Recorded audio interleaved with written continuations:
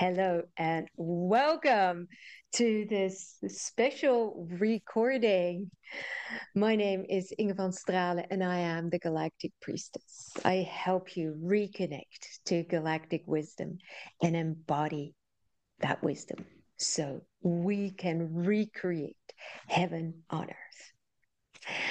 And today I have a special someone here that some of you may already know and some of you don't. So I will just let her introduce herself and we will be talking about this beautiful topic, Eden.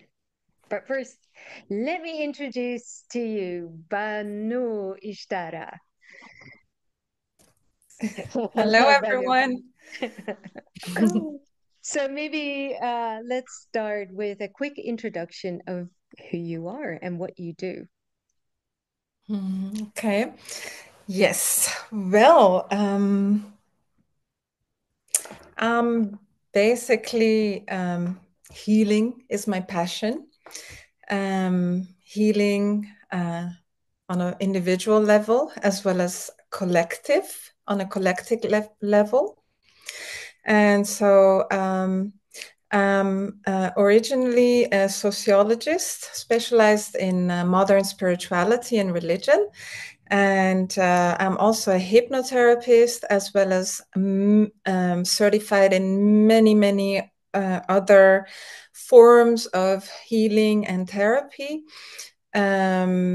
Nutrition, also, I'm a dietitian.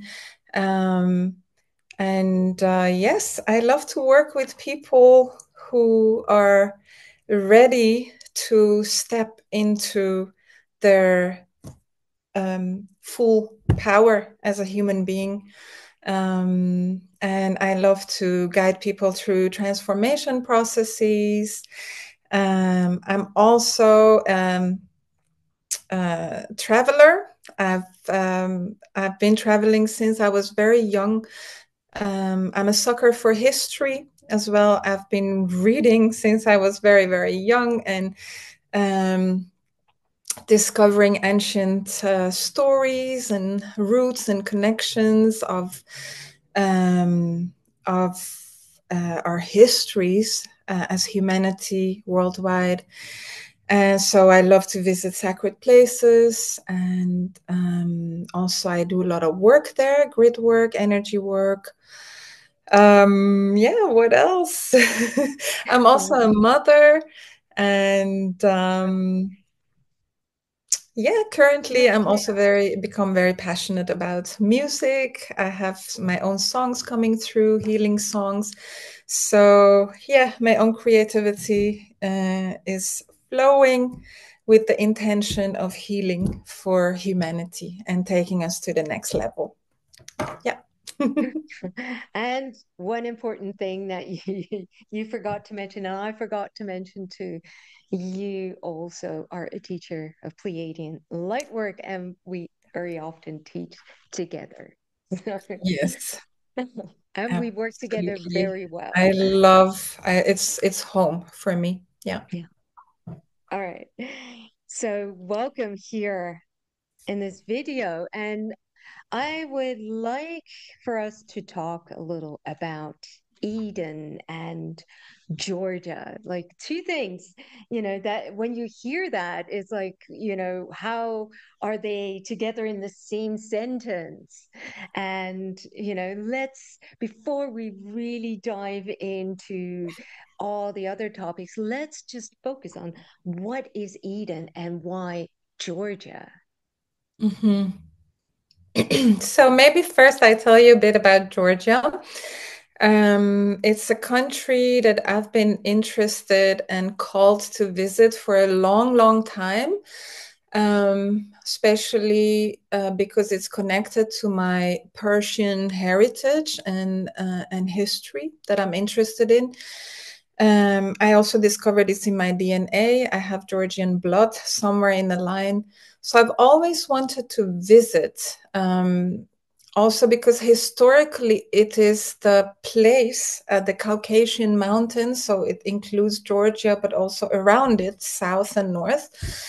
It's the place where modern humanity comes from. It's, so to say, the motherland of the Indo-Germanic people. So that's everyone who once came to Europe came from that area, from the Anatolian and the Caucasian mountains and Anatolian flats. And part of them went down to Persia and spread to India, Asia. So, and all of our cultures, our languages, our stories, our ancient legends, they have their roots in the culture of the people of the steppes, with the Caucasia and Georgia being at the heart of that history. So in that sense, it is our motherland. It's where we all come from, where all stories come from, our spiritualities even come from. The origin of the paganism that was here before Christianity comes from there. And as I discovered also some big stories of the Greek mythologies even have their roots there. Oh, wow. So this country is fascinating, although nowadays you may not find so much traces of the pre-Christian ancient culture there, but energetically you will find it there for sure. And so last year, I finally had the chance to visit. I always travel. I call my travels pilgrimages when there is an invitation. And so the invitation finally came from Georgia last year through some local friends there. And we traveled through the whole country except the eastern side. And so when I was there, I think it's one of the most beautiful places I've been to. Both in terms of nature, it's completely untouched. There is not really Western tourism there. There's a lot of internal tourism, like Georgian people, they love to travel. They love their countries, and the nature is very diverse. So you have extremely high mountains, as high as 5,000 meters, or that would be 7,000 miles, I guess, or feet. And they have forests, they have the Black Sea. So the country is actually situated north of the Black Sea, also to the north of Turkey. So Turkey has all of the south coast of the Black Sea, and Georgia has almost all of the north coast of the Black Sea. So to the east, you have the Azerbaijan and then the Caspian Sea, and tiny bit to the south, you have Iran. So, and to the north, you have Russia. So it's this relatively small country for that area, situated or sandwiched between Turkey and Russia. And so there is so much to say about this country, because it's also where wine comes from, where it was discovered. The oldest traces of wine, which archaeologists have found, are from 10,000 years ago from Georgia. And so the winemaking culture is still very much alive. It's actually, in a way, like reminds me of France. When you go there, there are wineries everywhere, and they have their own special ancient types of wine as well as modern types of wine. There are many water sources, both waters coming from the mountains, a very fresh, clean water, as well as water coming from the earth.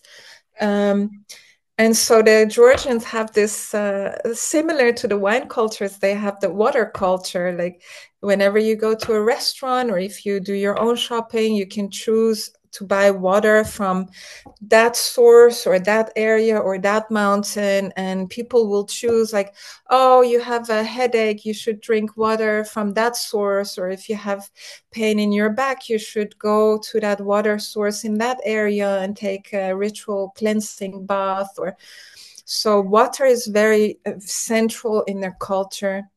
So really And focus on the healing attributes of water. very much, yes. Water is a source of healing for the Georgian people, Mm. both for drinking it as well as bathing in it and visiting the places where you can also get the air around the water. So for each ailment, they will advise you to go to this place or to that place.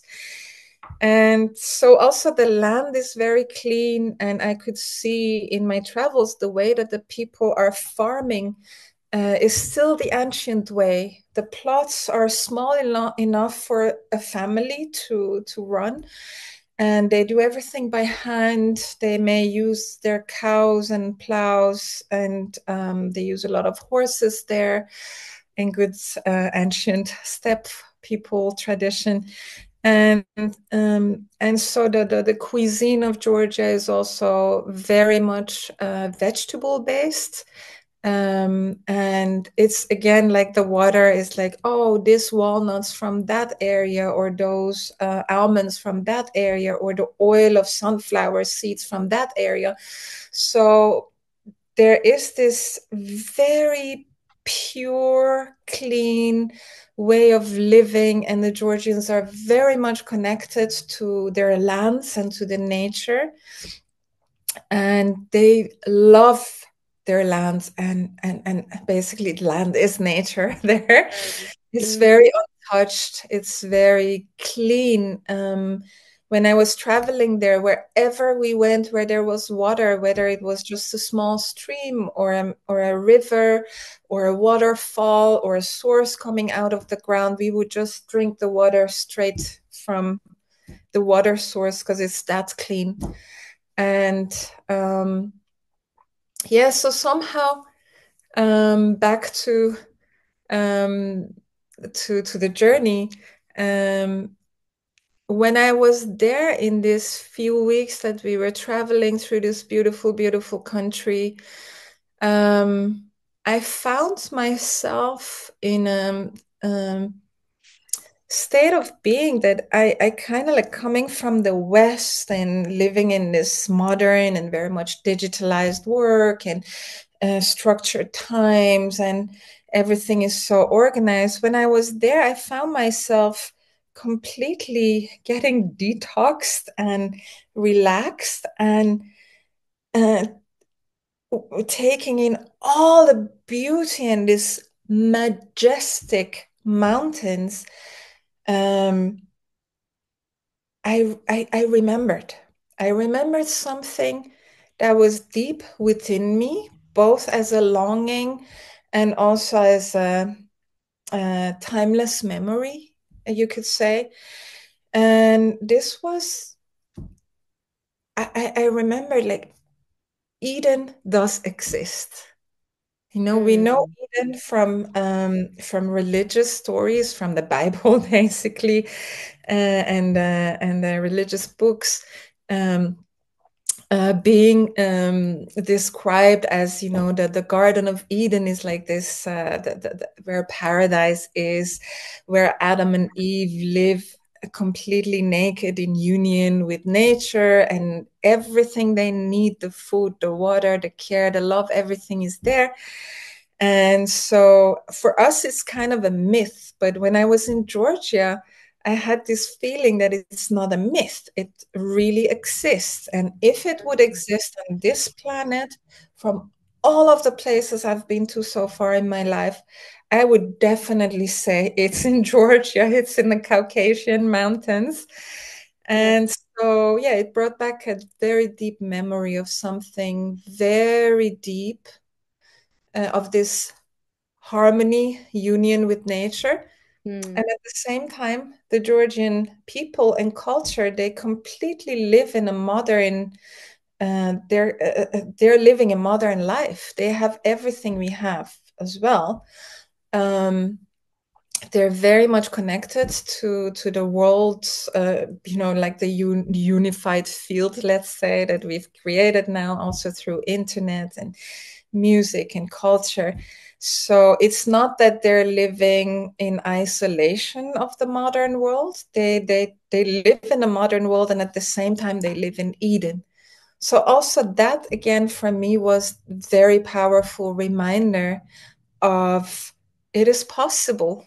It mm, is possible to have that type of life, to live, to love nature, to honor nature, to live with nature within this purity, um, and reciprocity, to mm. honor nature and not be scared by it, not destroy it, not pollute it, and at the same time to live a modern life.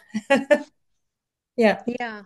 So Eden, that as like this memory and this longing of harmony, like a perfect world.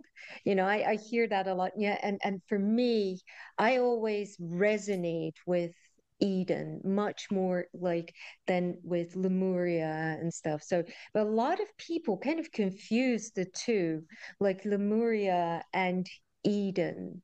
So, what is your take on that? What is the Hmm. difference? Yeah, I think also we're going to get more into history as a perspective, Mhm. because Eden and the prophecy and why we want to take you or other people on this trip has its roots, has a historical root. So we'll come back to that. And yeah, absolutely. Lemuria was on my mind as well.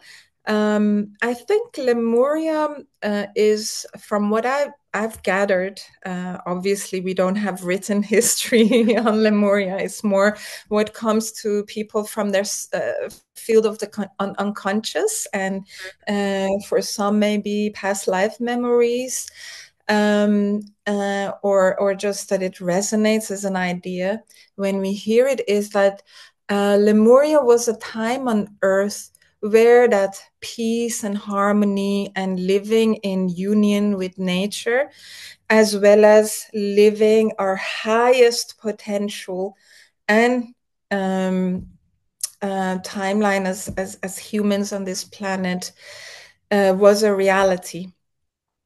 Now, for me personally, I don't think I was on Earth in that time. So for me, I just resonate with the idea that we've had a time like that on Earth. But from what I've gathered from yeah, the information that's out there, um, it may have been different souls who were on the planet at that time, and a different destiny. Mm, So this earth is old. There have been many cycles of life, as we are discovering more and more.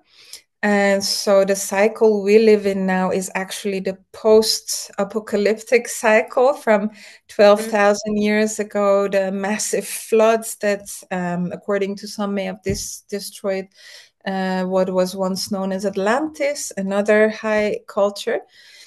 And so for me, yes, I think for me, Lemuria resonates as Eden, natural Eden on Earth. Um, that's mm. what I can say about it. But yeah, it's not part of our current history, I would say. Okay, okay. Yeah, for me, the two are like separate. So for me, Lemuria is a different era than Eden. So Lemuria is actually, if I tune into it, and the memories that I have from both times, I would place Lemuria before Eden. So that was even more experimental. That was the time when we still were figuring out, how to materialize, how to develop like physical bodies, and then so that is a time when really, everything is really etheric. So, and then, after that, after we figured it out, then, you get a side branch actually, because, to me, there are different timelines, it's also complicated, and at the, it exists at the same time. So Eden is like a branch of the Lemurian timeline, so to speak. Yeah, I think that it definitely resonates. And also, I was also thinking about like the Lyran and Pleiadian perspectives for those of you who are familiar with those myths and stories, again, coming through memories of people who have experienced that. There is, let's say, this archetype of a time and place when I wouldn't call necessarily humanity, let's say living intelligent Mm. beings,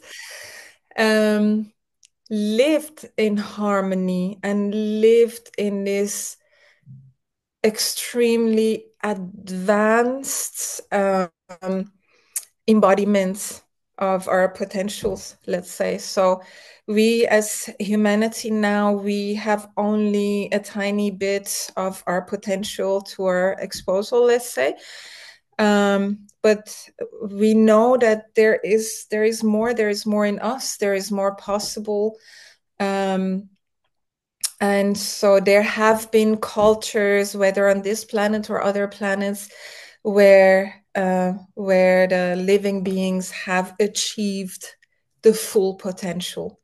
And so this full potential is also what we are after, what I'm after to as part of our evolution. I think it's time that we go to the next phase, the next step of our potential, of what is possible, of what is already within us. And this is what I would call maybe codes. Maybe it's in our DNA. Maybe it's in the stories, and that's actually the prophecy that we'll get to.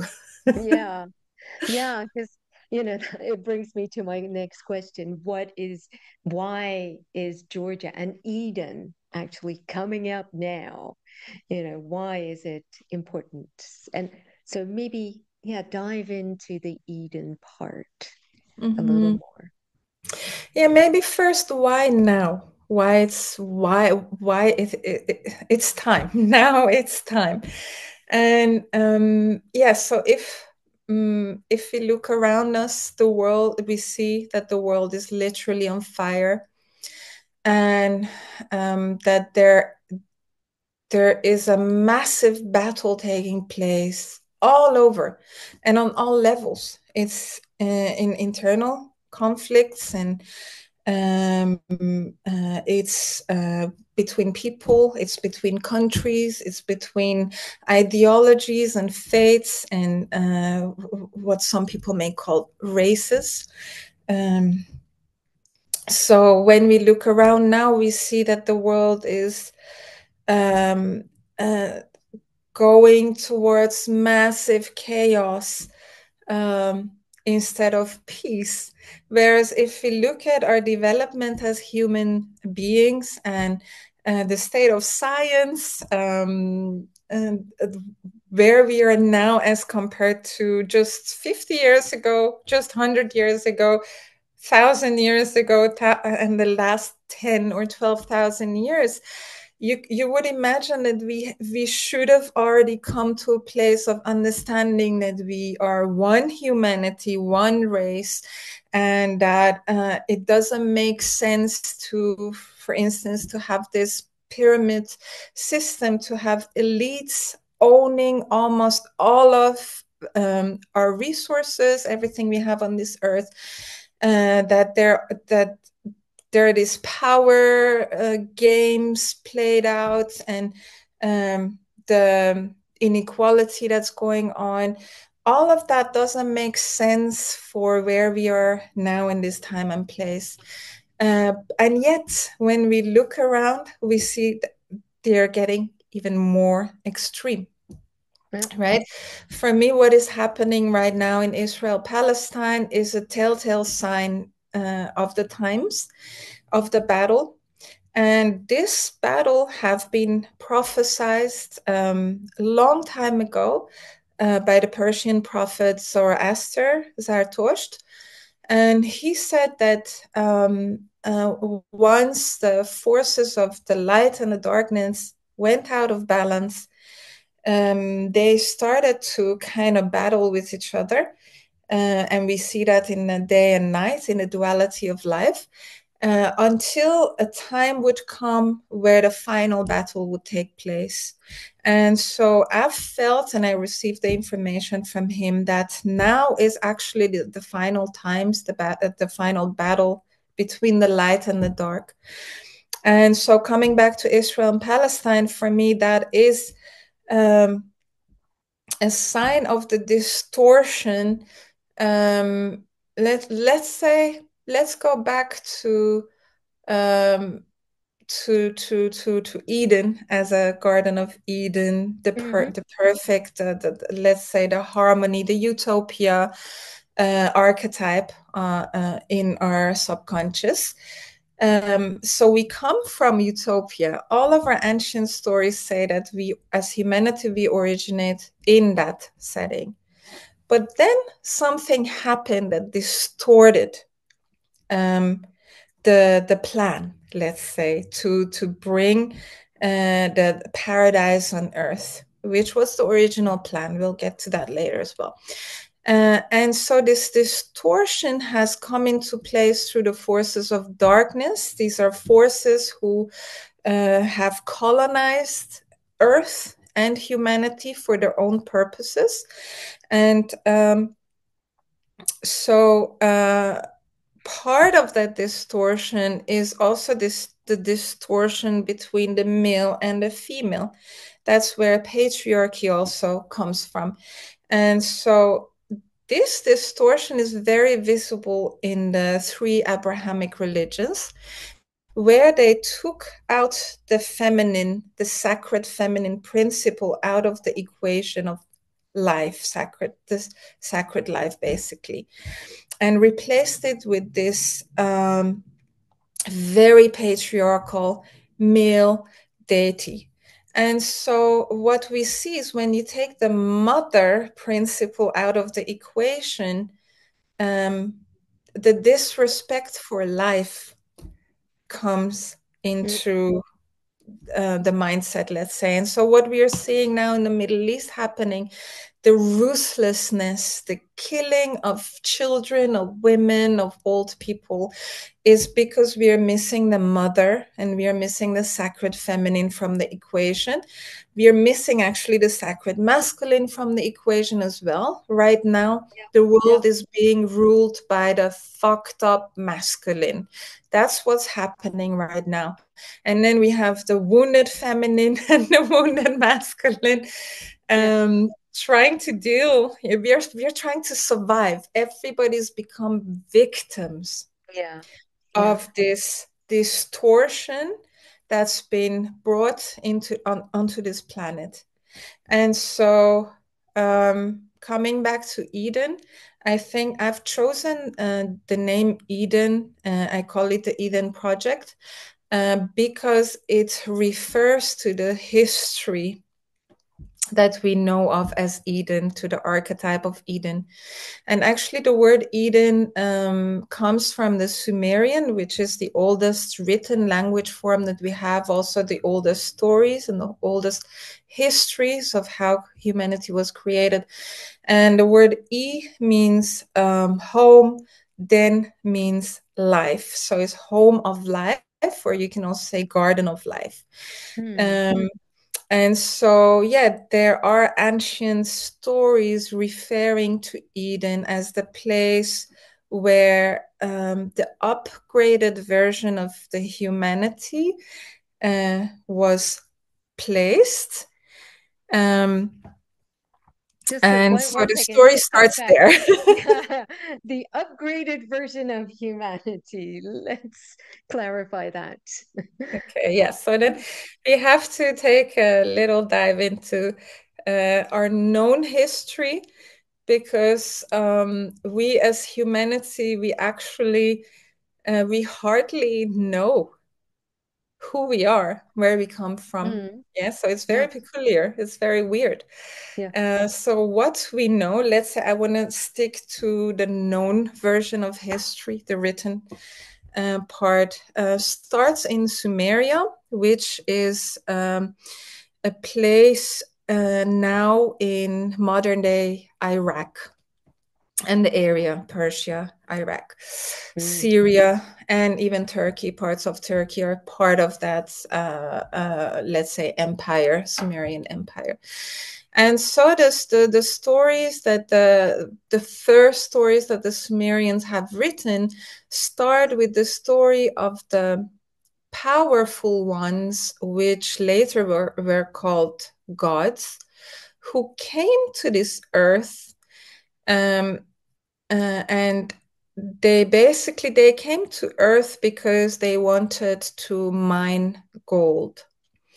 And so when they came here, they found Homo sapiens on this planet who was not, let's say, as intelligent as humanity is now. It was just the start of the ape man in this evolution, walking so, straight and forming yeah. language and art, and like the start.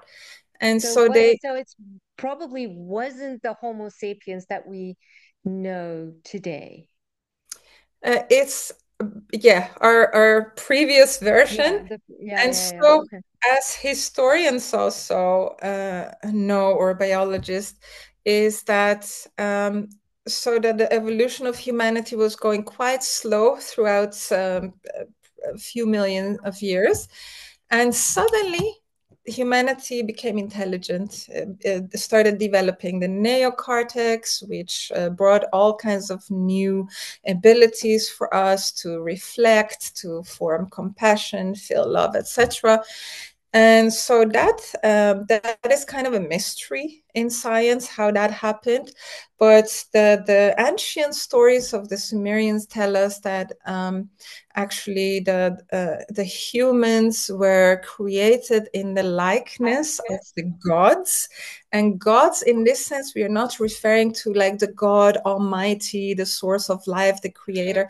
We are literally referring to people who came from another place to this planet, who were highly intelligent and advanced and technological, and who created the humanity in their own likeness.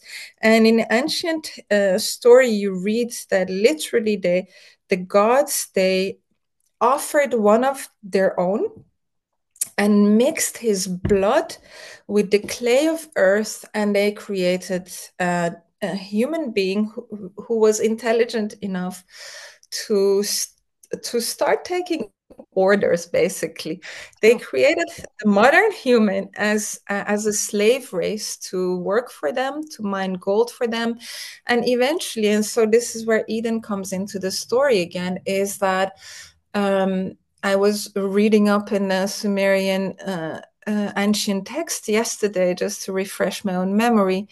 And so the gods, they needed food for their sustenance while living on Earth. And it was a lot of work to grow food. They're the ones who brought farming science to the planet, and because it was a lot of work, they actually created massive gardens where food was to be grown, and they put the upgraded human version in that garden, which they called Eden, to grow food for them, basically. And then comes a little interesting. twist in the story. So the two main characters in this ancient story are two brothers, the sons of the king of the sky and of the home planet. So basically the king of whatever planet it was, which is the name is mentioned, by the way, in ancient stories, sent his two sons to as governors of the project here on Earth. And so one of them was the genetician who created the new humanity, and the other one was the ruler. And the ruler wanted humanity purely as slaves. He didn't want them to be independent. Originally, we were created as a, how do you call it, like hybrid species that could not procreate and create and have children or offspring. And so the brother who was the genetic scientist, he fell in love with his own creation, and he eventually changed the genetics for us to be able to procreate. It was also easier that way. And so he's the one who helped,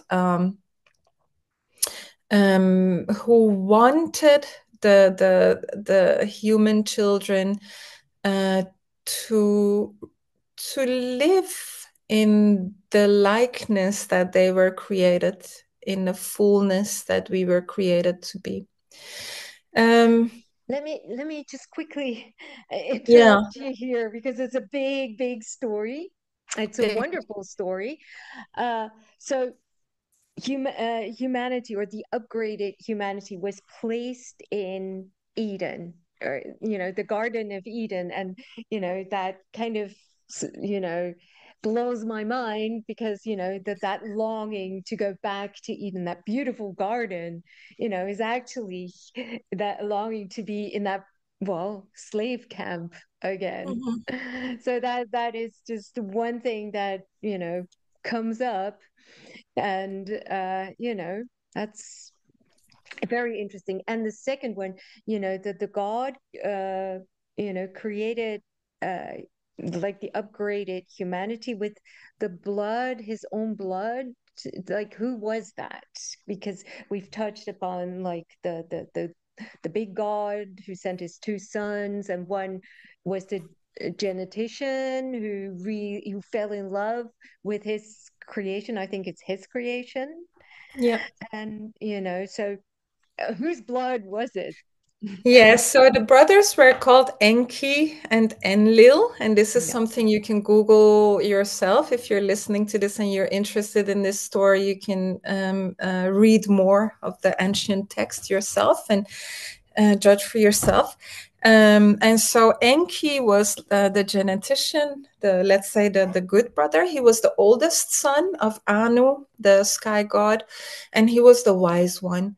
And Enlil was the younger brother, but he was the let's say the heir to the throne, because his mother was also from a certain race that was considered more important.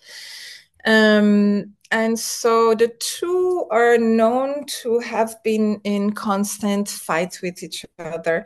And so eventually Enlil, let's say the, the nasty brother, got very angry that humanity was evolving so fast, and was starting to actually also revolt against the slavery plan.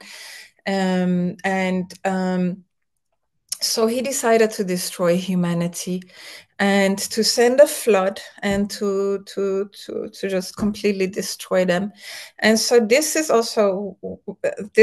the connection to Georgia coming up, is that Enki, so in love with his creation, decided to warn one of his sons, who was let's say what we can call a demigod, or half god, half human.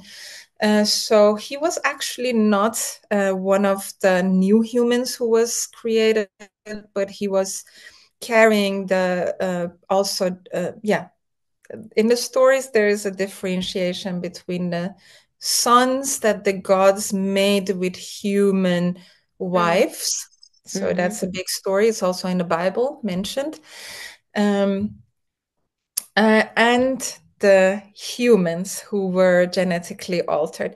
So Noah, or whom we know now as Noah, who had a different name in the Sumerian stories, was a demigod, one of the sons of Enki. And so Enki warned him about the flood coming up and made sure that he would survive, taking animals and humans and so after the flood, it is known that Noah's Ark landed in a place which is now in the south of Georgia, north of Turkey. So that is the area that there are many, many legends in all of the stories of the cultures of that area, whether it's the Persian, the Sumerian, Babylonian, Syrian, Anatolian, and the Georgian stories. They know he landed there. And so that's where life started again after the flood, basically. This is also why we find Göbekli Tepe, this ancient 12,000-year-old temple in South Turkey, is not very far from Noah's landing, basically. And so this is where we restarted and started spreading out through Europe, Asia, North Africa. Okay. So In this this was a story. different place than the original Garden of Eden. Yes, original Mm. Garden of Eden is known to have been in Mesopotamia, which Okay. is modern-day Iraq. Yeah, it's Yeah. mentioned everywhere in the historical roots that it was somewhere there. Yeah. Okay. All right. All right. So, Yeah. And so, yeah, coming back to why Eden, whereas in Sumerian stories, Eden is also the place where humanity was enslaved in a way, right? mhm. So, yeah, and this is a very good question. And something that I've been also looking at a lot through my both research and channelings is that there seems to be two versions of Eden. One version is the distorted version, is the version where um, humanity was to be enslaved and to be kept in that enslavement. This is actually the story we find in the Bible also, is that they seem to have everything they need. It's not really mentioned that they're there to work, but it's even mentioned in the Bible. I want to read this quote from the Bible. So in the Bible says, let me see. Yes. The Lord God took the man and put him in the Garden of Eden to work it and take care of it. So this is the Bible version, which is a lighter version. In the Sumerian original version was the men who serve the gods work for them in the garden and are treated like animals. And the word Adam, which is the name of Adam and Eve, in Sumerian actually means animal. So this is how the human slaves were referred to. They were called animals, literally.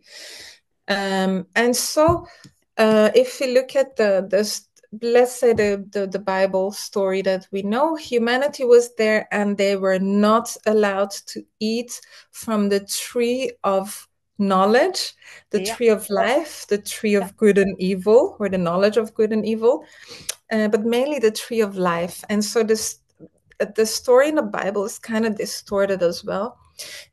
The story goes that Enki is the one who is represented as the snake in the Bible who seduces Eve to eat of the tree.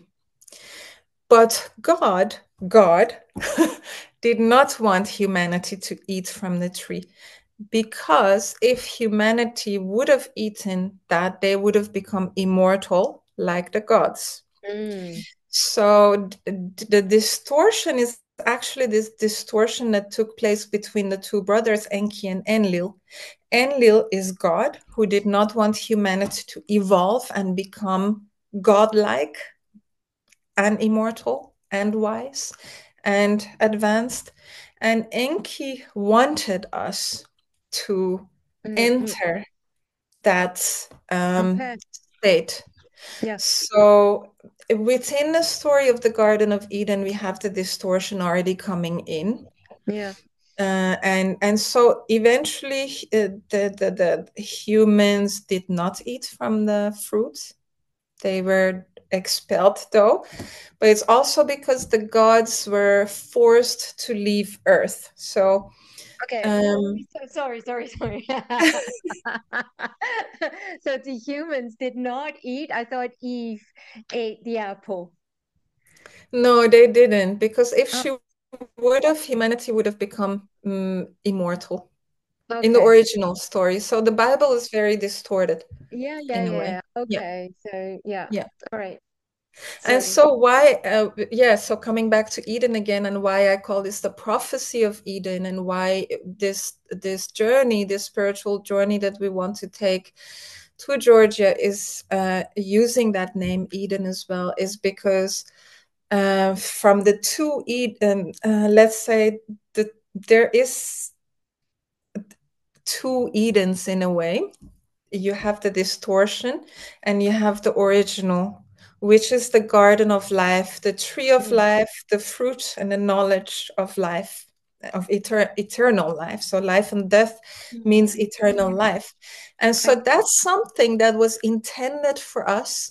But then the distortion and the manipulations came in by, let's call them the forces of darkness. You can also call it the tribe of Enlil, and what remains of that within our psyche and our world and our history. And so we were distracted from the original plan for growth. And yeah. So could it be, just throwing it out there, that Georgia is the new Eden, was intended to be the new Eden because Enki send, well, Noah, because I don't know the other names, and Noah, the demigod, his son, basically, to Eden, so to roam around in the ark, and then to come there to this new land, really the promised land, actually. yeah, in a way, yeah. So so that, and to kind of build that new Eden there. So could it be that that is why there are two Edens? Mm-hmm. See that? How Yeah, do you see that? it's an interesting question, and there's so much history to support this idea from what I know, I would say. Because just something I observed during my trip there last year was that, okay, so the country is already Eden, and the frequency of Eden is very much vibrant and alive there. And I could also feel that it's one of the first countries to become Christian, but like the original, very heart-centered Jesus, the Christ consciousness Yeah. sort of Christianity is not so much the biblical and the distorted version, I would say. And so I could really feel that the many monasteries and the Christian culture has kept the land in a very clean state for the last 1,600 years. So no distortion has been able to get into the land, and also because it's surrounded by mountains. Um, it's not been very much influenced by a lot of, let's say, different cultures. They've mostly been Persian oriented. And at some point in recent history, Russia and Ottoman Empire had some influences. But it's very, very pure. The whole the land, the people, the minds of the people, everything is clean and pure. And so one of the local people who's very well versed in ancient history told me that actually also in the first Christian stories of Georgia, there are mentions of a prophecy that relates to Eden, to a new earth where humanity would come to live in harmony and oneness and love and the full knowledge of our being. And so these stories are embedded within their culture. They're like seeds that are being guarded by let's say by the church in Georgia. And another thing that I felt there, I definitely felt that there is a massive stargate in Georgia. And so coming to the subject of stargates, that's also one of the things that apparently involved in opening and awakening of them. As I've been told by my guides, I seem to be a frequency shifter or frequency tuner, basically. So wherever I travel, I'm involved in that work. And so that was also the reason I was in Georgia, I was told. And so this is also a point of access to our celestial roots and those forces that are helping us. So there is a whole story there as well. Maybe we get to it later or another time. But I could also feel that the forces of darkness are very aware of both the stargates and the Eden purity, and they are trying to infiltrate and colonize. And so what you find in Georgia is that um, um, Russia has, for the longest time, tried to colonize Georgia back since the independence. And so they've invested in a Georgian man. He's very well known in Georgia. He's an oligarch. He's spent a lot of time in Russia, and he's been supported by Russia to infiltrate the politics.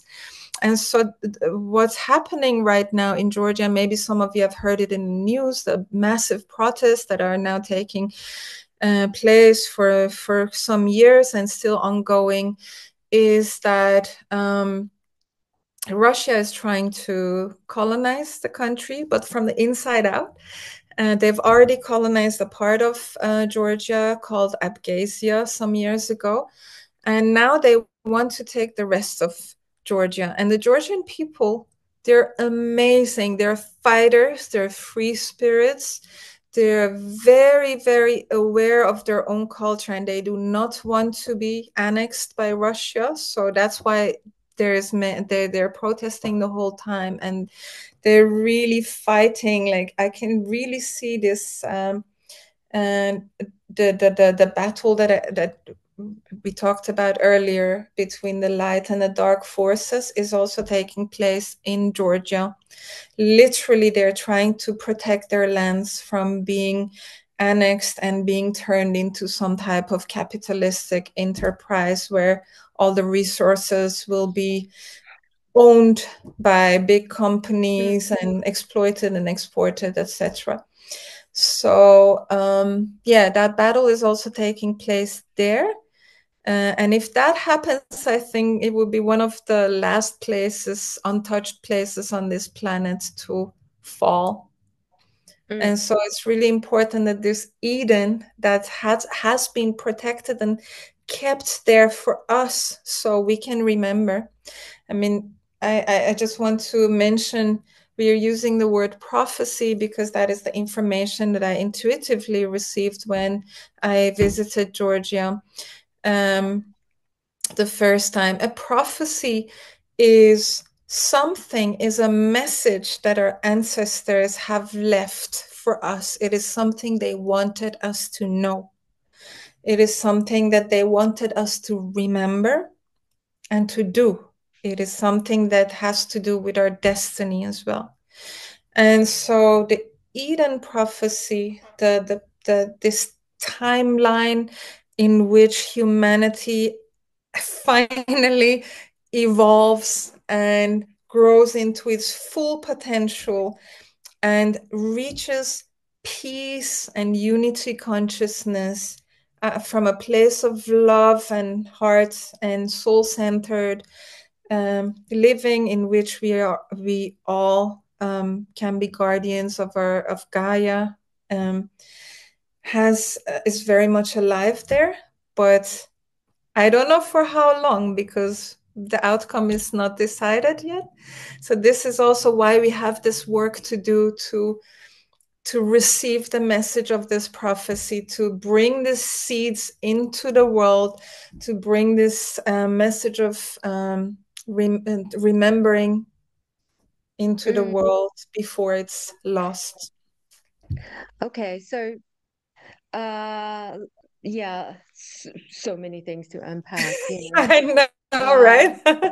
yeah, but I do want to touch upon the main topic so people can kind of understand also you know, like the battle between good and evil. We all know that, but you know, for my understanding and for others that are watching this, you know, you kind of mentioned really briefly that these beings, the creator gods, so to speak, were kicked out or had to leave.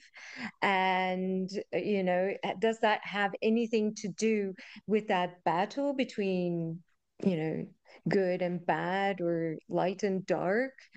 Can you kind of, before we get more, even more into the prophecy and what we can do, can you, you know, Yeah, clarify that I for would us? say the battle is the legacy Mm. of that fight between the brothers. And the story is extremely archetypal. I mean, the brother fight is also Abel and Cain. Cain in the Bible. So this the story of two brothers turning against each other with humanity, and you know, Abel and Cain are considered the ancestors of humanity, right? So it's very much in our DNA. From which story you enter humanity's history and how we were created, our creation myths, the brother fight is in there. And I even find it, for me, the war in between Israel Palestine is the same, because both the Palestinians and the Jewish people or Hebrewic people, they are Semites in their DNA. Their language is practically the same, their writings, their culture. So there also is two brothers, two tribes of the same race, the same family, turned against each other and fighting each other to the death. So the story of this like brother killing brother is very much ingrained in our history as a legacy, and that's something that we really have to come to terms with Mm. in our times. It's that the urgency is extremely high because we live now in a time of make it or break it. A lot of scientists, sociologists, historians, they're saying it's 1 minute before 12. You know, humanity is basically on the verge of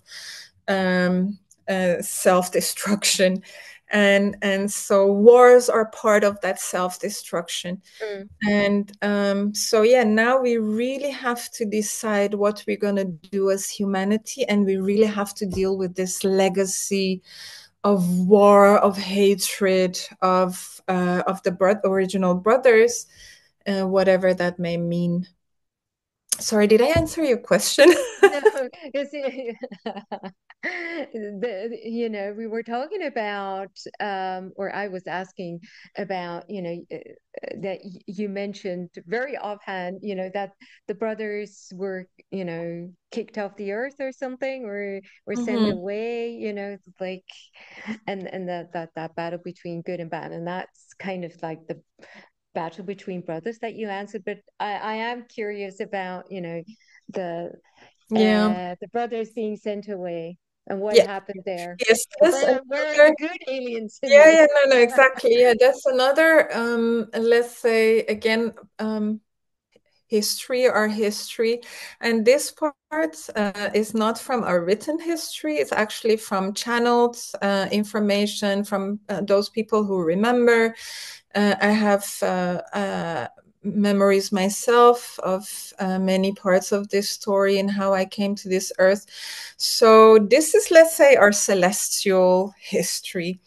And in this history, it is believed in general, because there is many versions, but in general, it is believed that the Earth is serving a very special role, and again, also a prophecy, in which both the DNA and the souls of many star nations from around the universe have been mixed with each other to create humanity, and to serve as an experiment on a galactic level to see how we can reach unity consciousness and peace, basically. Because if we would go into galactic histories, the wars are from all times, all places, and there have even been like interplanetary wars. Some planets have been destroyed, and many actually, and the souls from that planet have been replaced to other planets. And so Earth is also one of the places that has been a safe haven for souls coming from different places. And so there seems to be a galactic organization called the Galactic Federation, which is some kind of a similar to the United Nations. Their purpose is to protect and protect different planets and species, and safeguard peace or bring peace where needed, to help out, basically. And so they're very much involved with Earth, and so they're the ones apparently who have demanded or commanded those original god beings. They're called Anunnaki in the Sumerian stories, to leave the earth so that humanity would have a time by themselves without external influences from other, whether good or bad, beings from other planets, so that they can develop and like grow, basically. And the idea is that we live here from many, many backgrounds, but we all live here as one humanity, as one kind of creature, let's say. And so the idea was, how can we find our unity within this diversity? How can we live in peace? How can we live and let live? How can we finally deal with whatever it is that's leading to wars and to hatred and to all of that? Yeah. Okay, so and now, from what my understanding is that, we would be left alone for a certain, period of time, and now the time has come. Is like, okay, now, the yeah, we're getting much more of those influences. So we're opening up, and now it's also time for humanity to decide what we want as the This future. is the time. This Yeah. is the time we've been waiting for thousands of years. This is the time for reckoning. This is the time um, uh, to move to the next phase, to a Mm-hmm. new way of living, basically. And so, going back to the prophecy of Zarathustra, in his prophecy, the one that's been kept written in our written history, he says the light will win the battle. It's written. It's our it's destined. Mm. And that's what he said. But before that happens, there will be a massive, like the final war will take place with a lot of um, destruction and pain and basically transformation. And so the information that he conveyed to me in a channeling was that yes, we will overcome this, but only if we, all of us as humanity, wake up and remember who we are and remember and start or see clearly the forces at play, at work here. And we need to do the work basically. So if we don't manage to do the work, of course, I'm not sure if the light will win. So this part is this transformational phase is very important. And this is what my calling is to. I'm here on this planet at this time to assist exactly this phase. I think you too, Ing. Yeah, yeah. Oh, yeah. And we're our invitation to you, if you're listening, if you're watching this, is if you have this same calling to do the work which has to be done now. We really have to get on with it. Please come, please join us on this journey. It's a mission. Yeah. And we need everyone. We need Yeah. everyone. Yeah. So let's get in, rather than, of course, everyone has their own mission here and their own calling to do, to step up in the light and, do the work, whatever it may be. It may be just inner work, or taking really good care of your family, or forgiving your neighbors, set up, this meditation group for your neighbors, or, but there is something else. Some of us have this soul contract, this calling within, to really work with the Eden frequencies. And I'd like to spend, because we've been talking a long time. I know we can still talk for hours, but I do want to end kind of, exploring what we can do in Eden now for those who have that as a calling. So, surprise, surprise, we are organizing this beautiful pilgrimage. I don't want to call it a retreat, because it's, more than that. It is for people who feel like, I have a soul contract to do this, to create a change from that. And, we To were bring talking. heaven on earth, people. Yeah, Yeah, really, really. Yeah, it's possible. really. It is possible. Yeah, and we were talking about one of the themes, that we are being called to release, and to assist there, is really the freeing of our DNA, the slave DNA and the victimhood. So Yeah. maybe, Banu, Yeah, you can. definitely. Yeah, so part of the work that we will do in this journey with each other as a group, it's so powerful to be in a group and to do inner work, energetic work, spiritual work, because we really create this powerful container where the energies become even more strong than when we are alone. And so part of that is going to be shadow work. Because we are in this battle of light and the dark, so we have that within us as well. So we're gonna explore that and find within what needs healing within us before we can bring it into the world. And part of that is also balancing our own inner divine feminine, masculine, our brain halves, our creativity, and our intelligence, let's say. So that is part of the work that we're gonna do. And from there, we're gonna work on observing and improving or creating a strong foundation within ourselves, because without a foundation, we cannot build anything new. It's like a building. The foundation is where you can, so if we want a new world, Eden, or bringing the Eden frequencies, paradise on earth, we need to create the right foundation for that. And that foundation, again, starts within. And so from there, we get to the most important part of the work, which is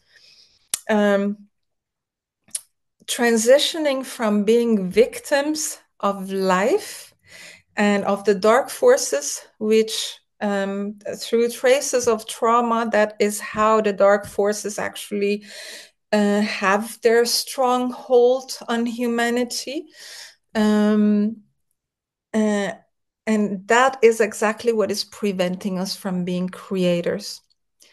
And so to transition to our God self, to our creator self, we have to be able to move from our victim self to that. And so a lot of us have a lot of trauma, but also blockages in our life force channels, very simply put in energetic terms.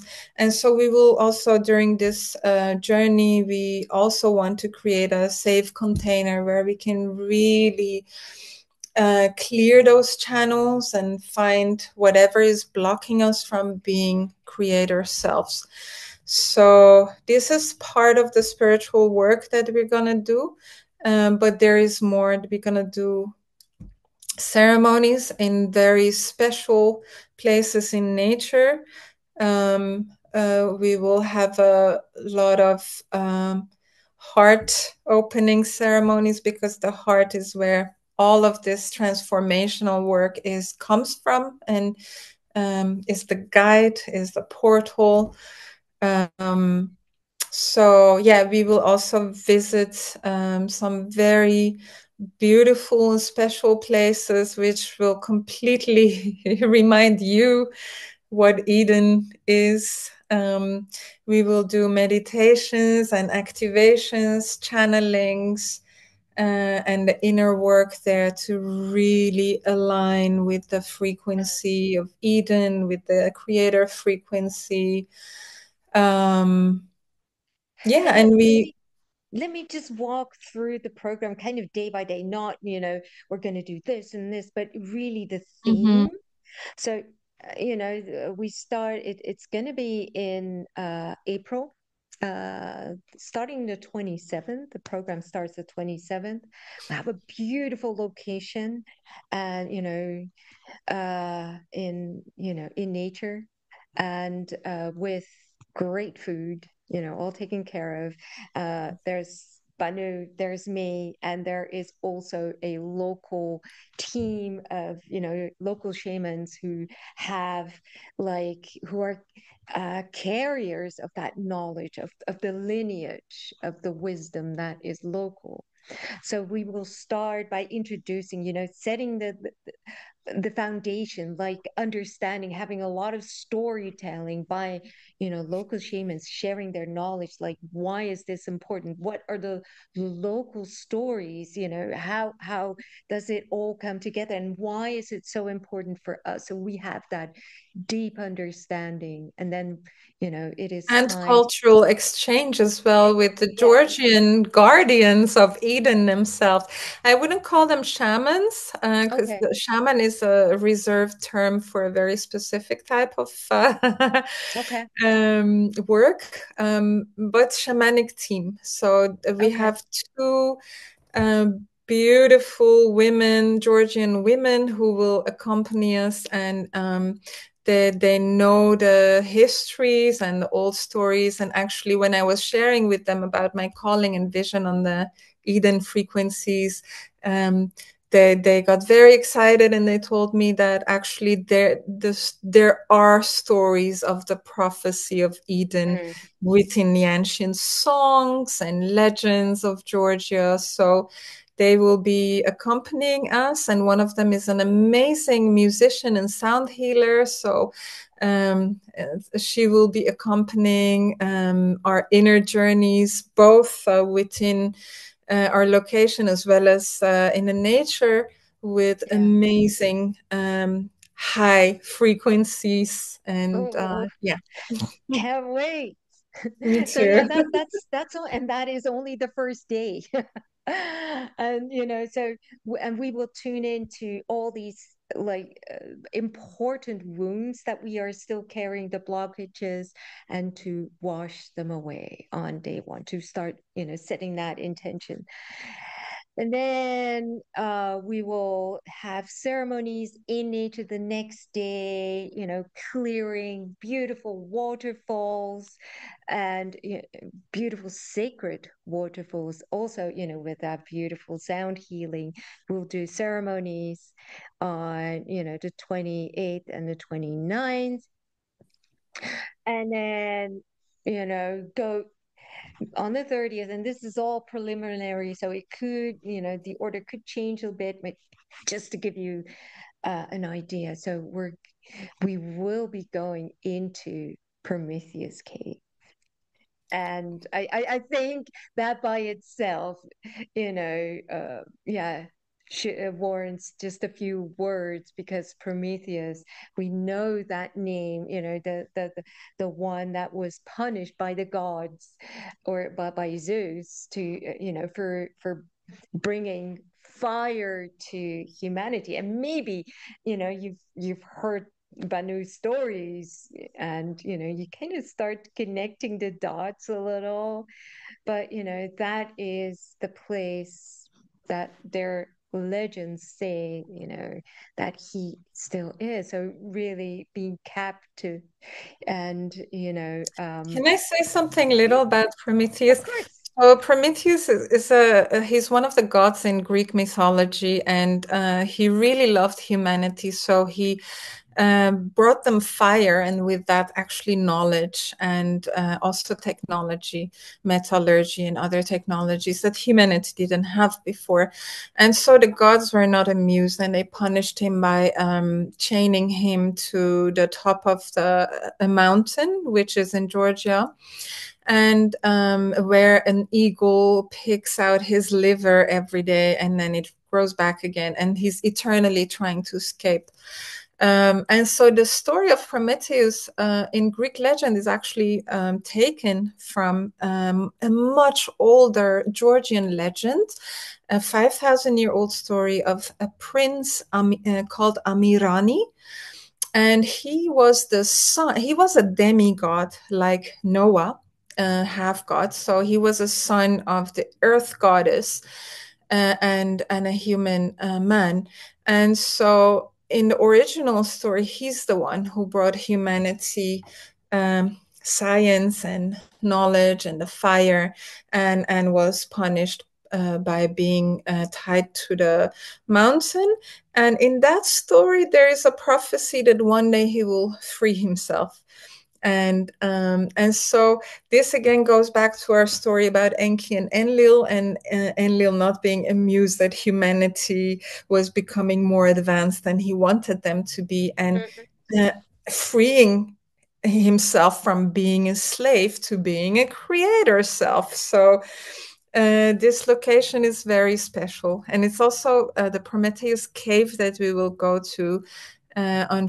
I think which day is it?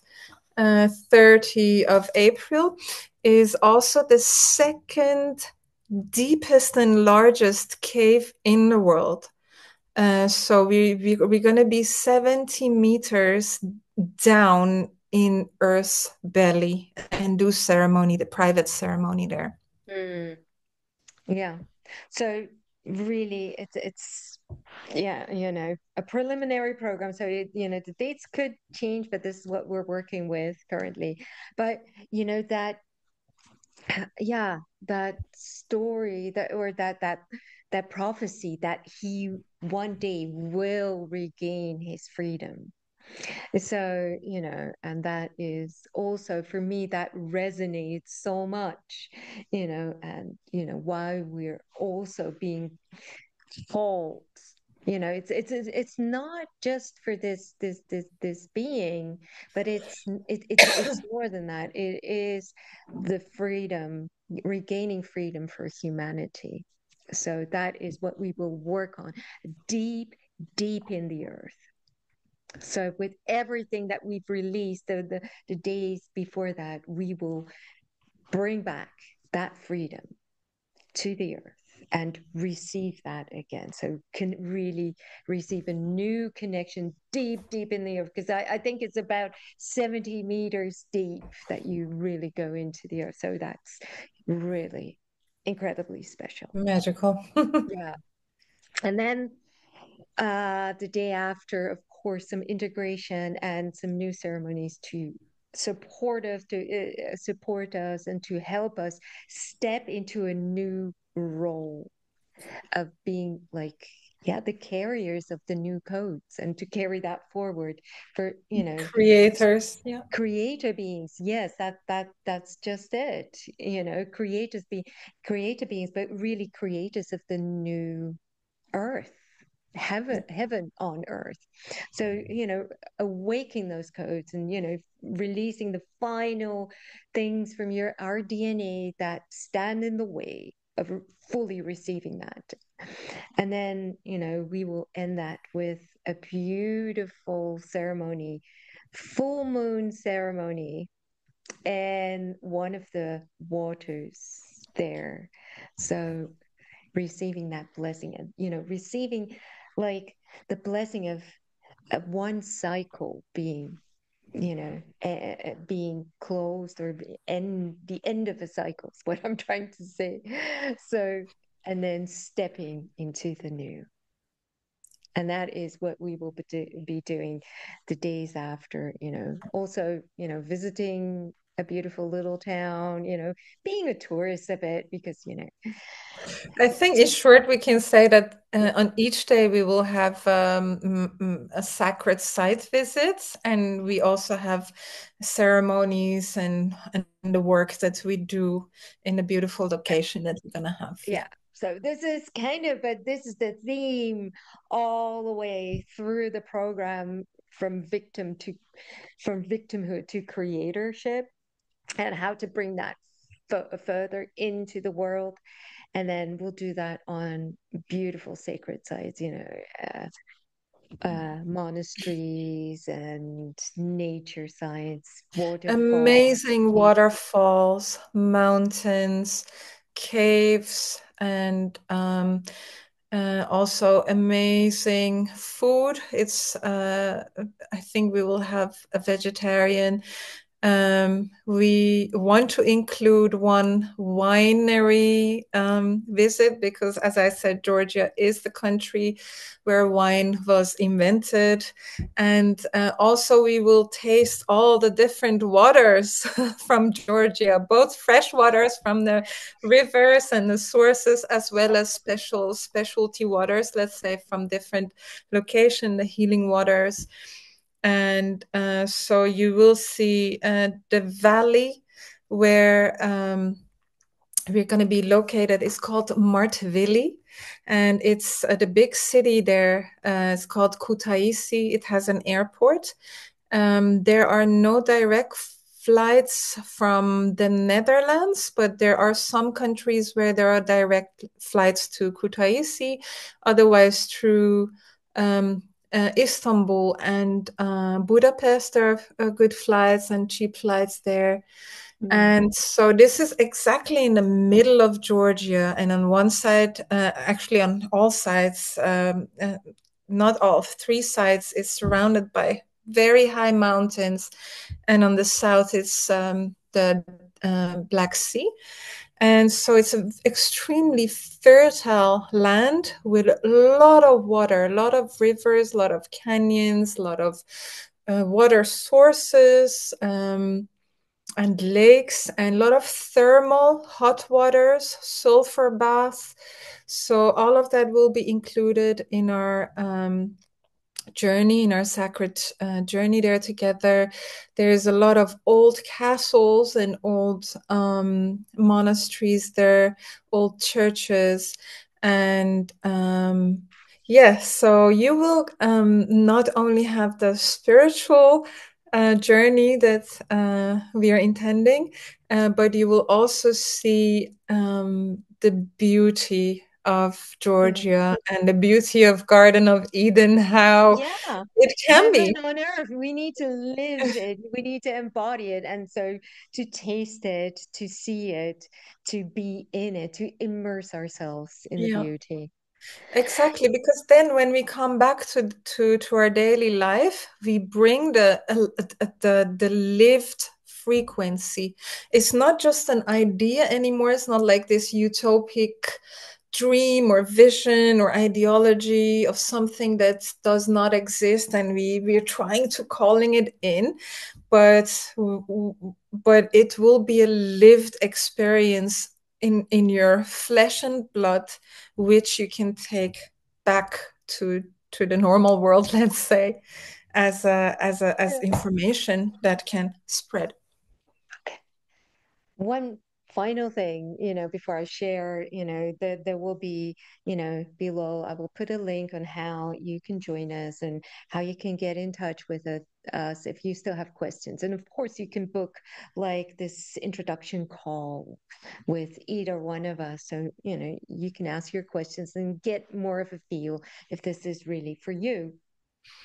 Um, but if this really is for you, you can already feel it. One thing that I do want to address before we close this off, uh, um, safety, because you said something about Protest. protests and everything, and Russia wanting to claim it back. So it is like the elephant in the room. We do need to address it. Yeah, true. Yeah, so okay. Yeah, so basically it's not that Russia is gonna go to war. They're trying to annex Georgia in a peaceful and a sneaky way through their own politics. So basically they're buying or they're bribing Georgian politicians to vote pro-Russian. So this is the story that's going on. So there's no threat of war as of yet, hasn't been so far. And the protests that are taking place are actually against those politicians who are pro-Russian, because the Georgians want to remain independent. And I have actually last year when I was there was during the biggest protests so far, and I was just walking around it, and yeah, it was absolutely safe. People are very peaceful. It kind of reminded me of I want to say gay parade in Amsterdam. Like the people are putting on their most colorful clothing. They take their musical instruments. They go out. They sing together, and they really stand in unity in this a very heartfelt, pure energy of like, we are Georgians, we love our country, we don't want anyone else to tell us what we should do. We are independent nations. So I actually personally found it very inspiring, very touching, very beautiful. And it's very contained in the capital city in front of the parliament. So that is the one area that's where the protests are taking place. So other than that, you don't notice much anywhere. I was there during the worst protest. I traveled around, everything was fine. However, I do want to say it is something that you really have to feel into for yourself, how that feels for you, and how safe you may Yeah. feel with that. I do know that some governments do have like this warning about visiting Georgia just in case. But as of yet, there have been no incidents or kidnappings or violence or anything. It's actually a very safe, very sane country with very beautiful, lovely people who with high, amazing hospitality. Mm. So yeah. Okay. Well, yeah, thank you. Thank you for And clarifying that. also, Inge, I'm very curious about your calling because Mm. yes, we are going together, and Yes. there's My calling. Yes. Well, I've had this vision of Georgia, or yeah, actually was Georgia, and I saw these like a monastery somewhere, and I had to bring like this egg there, and this was this beautiful, uh, luminous, white, golden light radiating egg. So, and it had to be kept secret, safe. And so we placed it in this monastery in Georgia. And so, and it just needed to be protected. And I felt like Georgia was the place where it needed to be. And I've always felt very much connected to Eden. As I said in the beginning, I've never really felt like, I want to go back to Lemuria. But, for me, it was always Eden. And, paradise for me was Eden. And really that, um, for me, it has always been this home where everything is possible, where there is harmony, where there's balance. And I've always felt called to do that, and I know, or called to bring that back, bring back heaven on earth. That's not just a nice line, but it's really what I'm here to do. I'm here to embody everything, like the new frequencies, like the galactic wisdom that I can feel it in my body. And I'm here. One of my missions here is to free myself and others from those, uh, from the codes of slavery, because I feel that I've always felt like we are slaves, even before my so-called spiritual awakening, before I started reading the books. I just knew that we were slaves, and going into that whole motion of going to work, earning a living and paying for things. I just felt trapped. And even beyond that, I remember asking my parents, about mind control, because I felt, and I said, I asked them, is it actually possible to read someone's mind? Because I kind of felt like something was off, that, and I'm not, I don't want to go into that whole thing, but it's just that, I felt the control.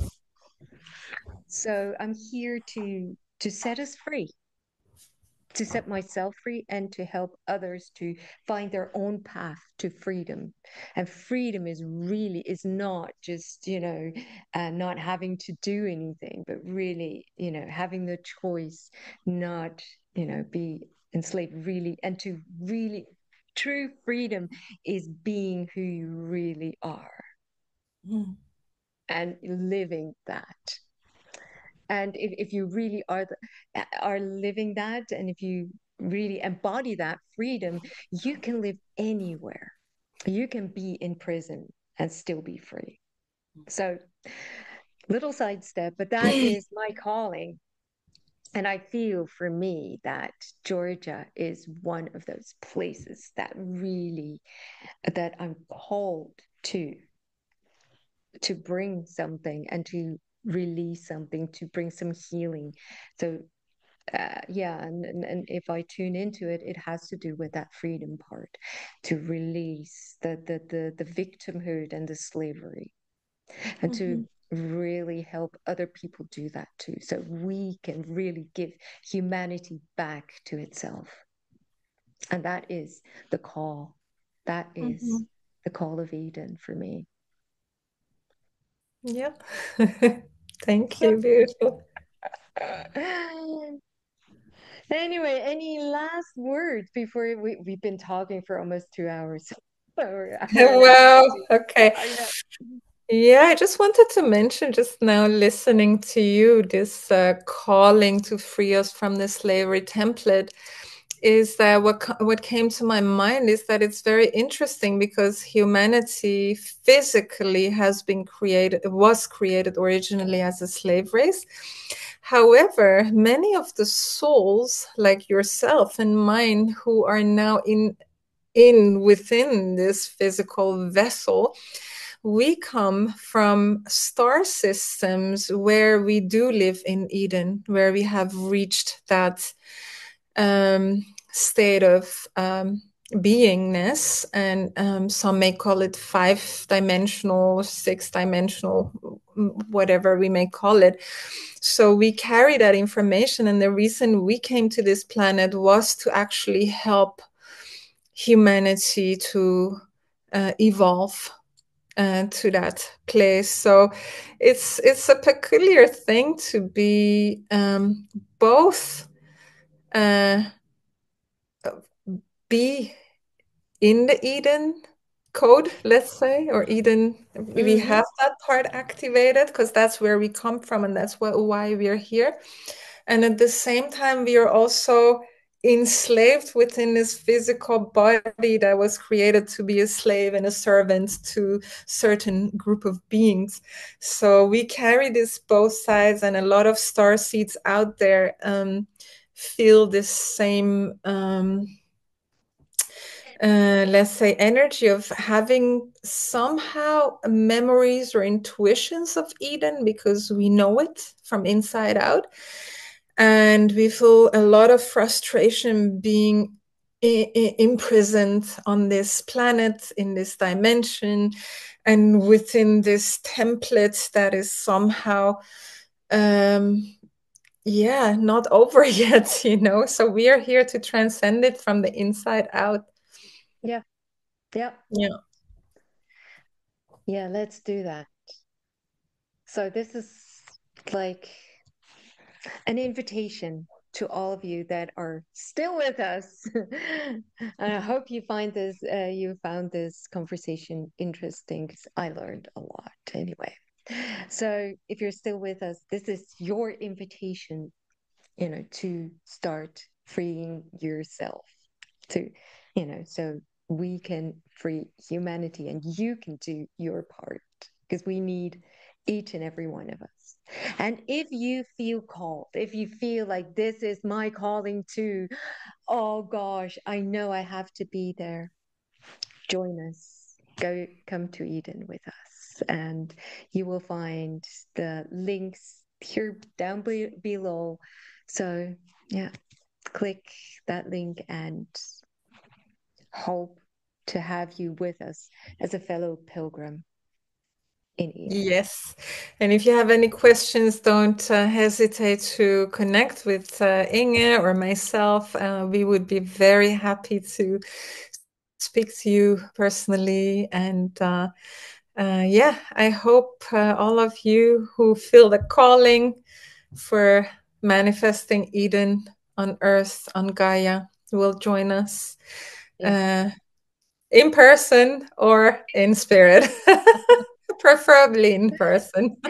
Yeah, well, oh, and I do think it's fair to also mention that, if you feel the call, don't wait too long because the places are limited. It's not going to be a huge group. I think there's going to be, no more than 10. We have to kind of figure out if we can get more places at, the place we're staying. But yeah, we're going to be like a small group, 10 of us, 10 pilgrims at least, around that size. So yeah, you want to be there. So Yes. And also don't forget that we have an early bird discount yeah, and the yeah, payment plan if that would help you to manifest this pilgrimage for you.